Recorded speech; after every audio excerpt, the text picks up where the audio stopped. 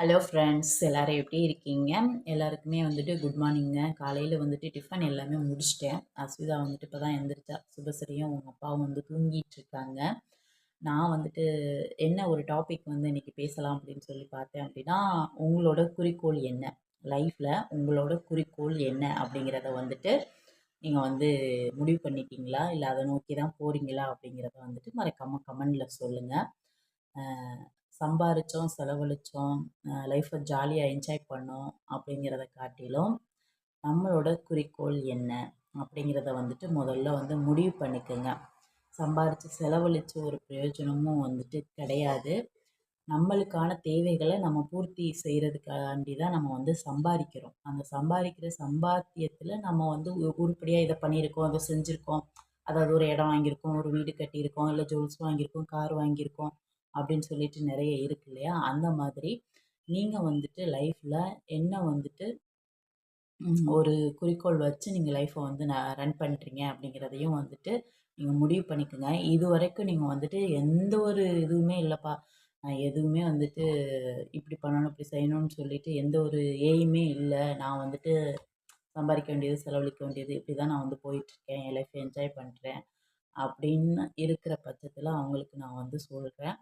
லைஃப்பில் ஏதாவது ஒரு விஷயத்துக்கு நீங்கள் வந்துட்டு போராடி நீங்கள் வந்துட்டு ஒரு விஷயத்த வந்து சக்ஸஸ் பண்ணி பாருங்கள். அதுக்கப்புறம் லைஃப் வந்துட்டு உங்களுக்கு ரொம்ப இன்ட்ரெஸ்ட்டாக இருக்கும். எதுவுமே சீக்கிரம் வந்து கிடைக்காது. இப்போ என்னோடய லைஃப்பில் வந்து பார்த்தீங்க அப்படின்னா, எனக்கு மேரேஜ் ஆகி என்னோடய ஹஸ்பண்ட் வீட்டில் வந்துட்டு இருந்தோம். அப்போ வந்துட்டு ஒருத்தவங்க வந்து எனக்கு வந்து சொன்னாங்க, குடிசையாக இருந்தாலும் அதை வந்து கோபுரமாக மாற்றணும் அப்படின்னு சொல்லிட்டு. ஓரளவு மாற்றியாச்சுன்னு நான் சொல்லுவேன் கண்டிப்பாக.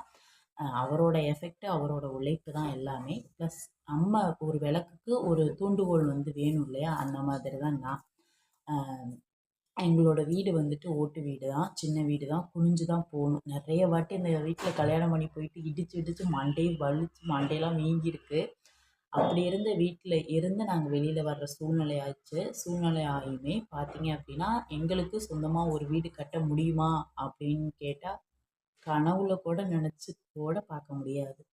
ஏன்னு கேட்டிங்க அப்படின்னா, என்னோடய ஹஸ்பண்டுக்கு வந்துட்டு தாத்தா பாட்டி வகைறாலேருந்து சொத்தோ இதுவோ எதுவும் கிடையாது. அப்பா அம்மா வந்து சேர்த்து வச்ச சொத்து அப்படிங்கிறது ஒன்றுமே கிடையாது. ஜீரோ ஜீரோ தான். ஃபுல் அண்ட் ஃபுல் ஜீரோ தான். எதுவுமே வந்து கிடையாது. தாத்தா பாட்டி வகையிலேருந்து அவருக்கு வந்துட்டு ஒரு சொத்துங்கிறது கிடையாது. அதே மாதிரி பார்த்தீங்க அப்படின்னா, அம்மா அப்பா சேர்த்து வச்ச ஒரு சொத்து அப்படிங்கிறது எதுவுமே கிடையாது. இப்படி இருக்கிற பட்சத்தில் தான் வீட்டை விட்டு வெளியே வந்து அதுக்கப்புறம் வந்துட்டு நிறைய லைஃப்பில் வந்துட்டு போராடி நிறைய ப்ராப்ளம்ஸ் எல்லாம் வந்து சால்வ் பண்ணி அதுக்கப்புறம் அச்சீவ் பண்ணி அதுக்கப்புறம் இந்த வீடை வந்து கட்டி இருக்கோம். அதில் வந்துட்டு நான் ரொம்பவே வந்து பெருமைப்படுவேன் எங்கள் வீட்டுக்காரரை நினச்சி. ஏன்னா வந்துட்டு தாத்தா பாட்டி சொத்து, அம்மா அப்பா சொத்து எதுவுமே இல்லாமல் ஒரு ஜீரோவில் இருந்து அவர் வந்து இந்த வீடை வந்து கட்டியிருக்காரு அப்படிங்கிறது வந்து பார்த்தீங்க அப்படின்னா ரொம்ப ரொம்ப எனக்கு வந்து பெருமை தான். அது என்னைய பொறுத்த வரைக்கும் கடவுளுக்கு ரொம்ப ரொம்ப கோடான கோடி நன்றி தான் நான் வந்து சொல்லுவேன். அவர் வந்துட்டு சொந்தமாக வீடு கட்டணும் அப்படிங்கிற எய்ம் வந்துட்டு இல்லை. ப்ளஸ் இருக்கிற வரைக்கும் இந்த வீட்டிலே இருக்கலாம் அப்படிங்கிறது. ப்ளஸ் எய்ம் இல்லை அப்படின்னா, எய்ம் இருந்திருக்கும். ப்ளஸ் என்ன அப்படின்னா, சேல்ரி, வேலை அந்த மாதிரி பார்க்குறப்ப குடும்பத்தை நடத்துறதுக்கே கரெக்டாக இருந்துச்சு. அதுதான் வந்துட்டு உண்மை. அதனால வந்துட்டு வீடு, இந்த இடம் வாங்குறது அதெல்லாம் வந்துட்டு அவர் மைண்டில் இல்லை. ஆனாலுமே அவரை வந்துட்டு இடம் வாங்கணும், வீடு கட்டணும் அப்படின்னு சொல்லியே நான் வந்துட்டு இந்த இடத்துக்கு வந்துட்டு அவரை கொண்டு வந்திருக்கேன். என்னதான் வந்துட்டு ஹஸ்பண்ட் அண்ட் ஒய்ஃப் வந்து சம்பாதிச்சாலும் ப்ளஸ் நம்மளுக்குன்னு ஒரு குறிக்கோள் வந்துட்டு வேணும். நம்ம இதை பண்ணணும், இதை செய்யணும் அப்படின்னு சொல்லிட்டு ஒரு எய்ம் வந்துட்டு இருக்கணும். அந்த மாதிரி தான் எங்களுக்கு சொந்தமாக வீடு இல்லாதனால நிறைய அவமானங்கள் பட்டதுனால, நம்மளுக்குன்னு ஒரு சொந்தமாக ஒரு வீடு வேணும். ஒரு சின்ன இடமா இருந்தாலும் அதில் குடிசையாவது போட்டு இருக்கணும் அப்படிங்கிற ஒரு எய்ம் வந்துட்டு எனக்குள்ளே இருந்துச்சு. இந்த இடம் வாங்கும்போது அ எப்படி அவ்வளோ ஃபாஸ்ட்டாக சீக்கிரமாக நான் வந்து இடம் வாங்கிட்டேன்.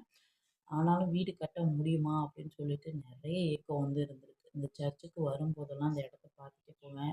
நம்ம இந்த இடத்துல எப்போ வீடு கட்ட போகிறோம், எப்போ கட்ட போகிறோம், எப்போ கட்ட போகிறோம் அப்படின்ட்டு நிறைய பேர் சொல்லுவாங்க, உன்னாலலாம் வீடு கட்ட முடியாது, வீடு கட்டுறதுலாம் என்ன சாதாரண விஷயமா, எதுவுமே இல்லாம நீ எப்படி வீடு கட்டுவ? அப்படின்னு சொல்லிட்டு நெறைய பேர் என்னைய வந்துட்டு நெகட்டிவா தான் வந்து சொல்லிட்டு போயிருக்காங்க. ஆனாலுமே நெகட்டிவா என்ன சொன்னாலுமே சரி, நான் வந்துட்டு எனக்கு வந்துட்டு பாசிட்டிவா தான் நான் வந்துட்டு யோசிப்பேன் எப்பவுமே.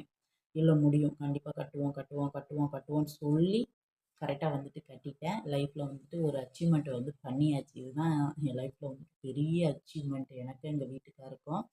எங்க வீட்டுக்காரர் நெனச்சா எனக்கு ரொம்ப ரொம்ப கிரேட்ஃபுல்லா இருக்கு. ஏன்னு கேட்டீங்க அப்டின்னா, இந்த காலத்துல வந்துட்டு அம்மா, அப்பா என்ன செஞ்சாங்க?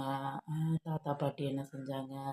அப்படின்னு சொல்லி கேட்குற இந்த உலகத்துல, அ அவங்க வந்துட்டு அடிப்படை சொத்து அப்படிங்கிறது எதுவுமே இல்ல. ஒன்லி 0. 0ல இருந்து தான் இப்ப இந்த இடத்துக்கு வந்து வந்திருக்கோம்.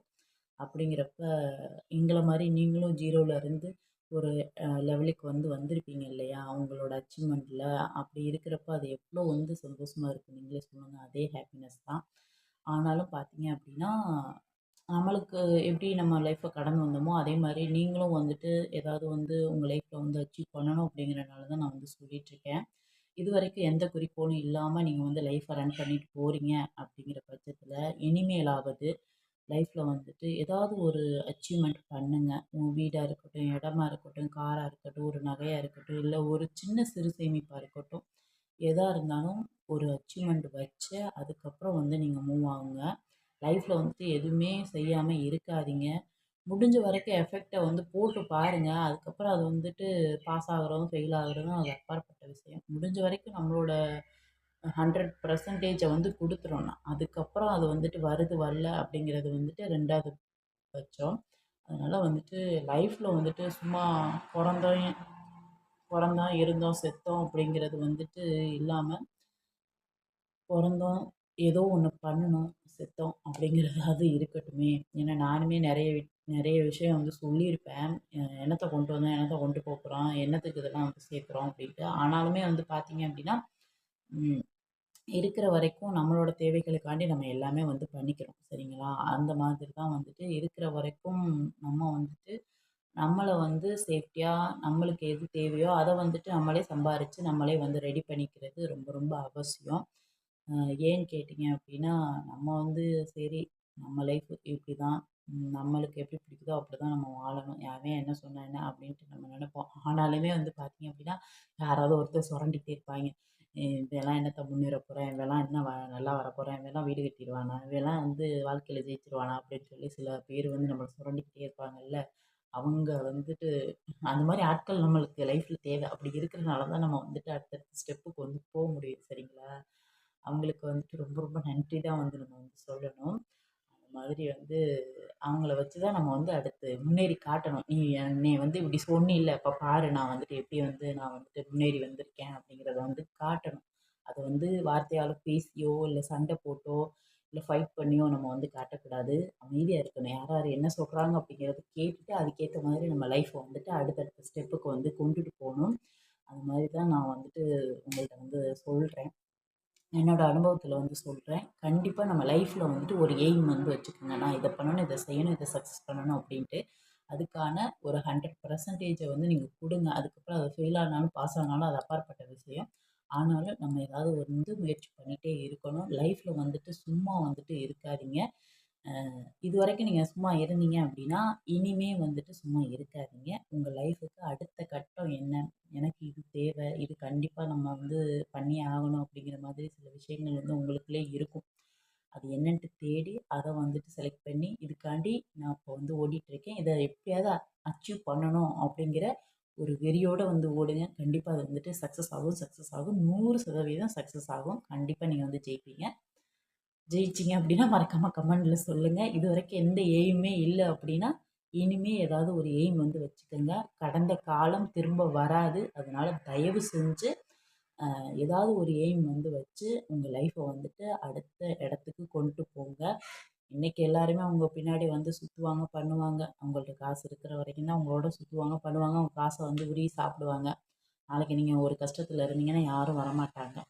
சரிங்களா? அதனால லைஃப்ல வந்து ஒரு எய்ம் வச்சு எதையாவது ஒண்ண வந்து சக்சஸ் பண்ணுங்க. ஒரு ஒரு வாட்டியும் ஒண்ணு ஒண்ணா சக்சஸ் பண்ணி கொண்டு போங்க. ஓகேங்களா? இப்ப ஆஃப்டர்நூன் வந்துட்டு என்ன சமைக்க போறேன் அப்படிங்கிறதையும் வந்துட்டு முடிஞ்சா அதில ஷேர் பண்றேன். அப்படி இல்ல அப்படின்னா நெக்ஸ்ட் வீடியோல பார்ப்போம். பாய்.